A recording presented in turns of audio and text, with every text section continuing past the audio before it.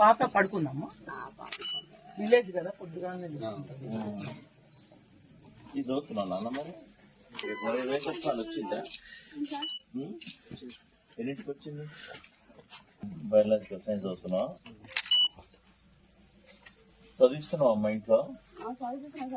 యాదాద్రి భువనగిరి జిల్లా కలెక్టర్ హనుమంతరావు వినూత్న ఆలోచనలతో విద్యార్థుల ముందుకొచ్చారు.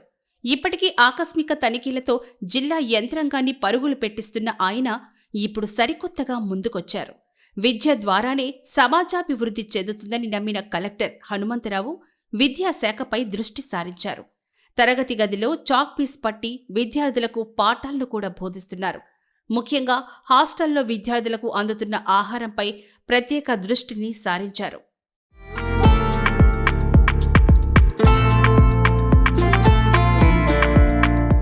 అయితే తాజాగా జిల్లా కలెక్టర్ హనుమంతరావు ఓ వినూత్న కార్యక్రమానికి శ్రీకారం చుట్టారు.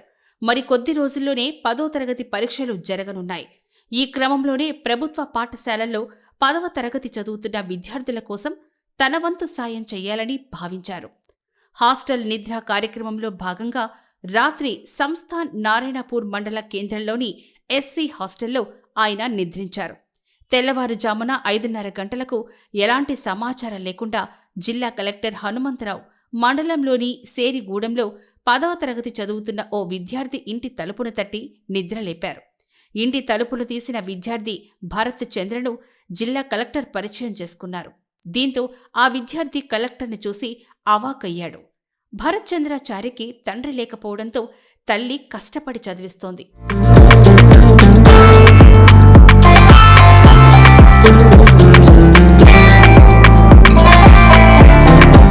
కుటుంబ ఆర్థిక స్థితిగతులు, 10వ తరగతి పరీక్షల కోసం ఎలా చదువుతున్నావని కలెక్టర్ భరత్ చంద్రను అడిగి తెలుసుకున్నారు. 10వ తరగతి అనేది విద్యార్థికి మైలురాయి లాంటిదని, కష్టపడి చదువుకోవాలని విద్యార్థికి కలెక్టర్ సూచించారు. 10వ తరగతి పరీక్షలు పూర్తయ్యే వరకు ప్రతి నెల 5,000 రూపాయలను ఇస్తానని హామీ ఇచ్చారు. ఫిబ్రవరి నెలకు సంబంధించి 5,000 రూపాయలను విద్యార్థి భరత్ చంద్రాచారికి అందించారు. చదువుకునేందుకు స్టడీ చైర్తో పాటు రైటింగ్ ప్యాడ్ను కూడా కలెక్టర్ అందించారు. జిల్లా కలెక్టర్ హనుమంతరావు తెల్లవారుజామున తన ఇంటి తలుపు తట్టడంతో అవాక్కయ్యానని, కలెక్టర్ గారే స్వయంగా ఇంటికి రావడాన్ని నమ్మలేకపోతున్నానని విద్యార్థి భరత్ చంద్రాచారి చెబుతున్నాడు. తనకు పోలీస్ ఆఫీసర్ కావాలని ఉందని, కష్టపడి సాధిస్తానని, మా ఇంటికి కలెక్టర్ రాకతో తనలో ఆత్మవిశ్వాసం పెరిగిందని చెబుతున్నాడు.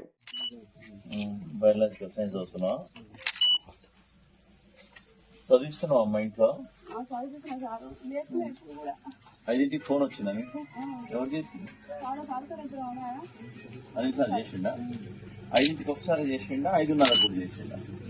ఈ రోజు ఆయన తిరిగే దాంట్లో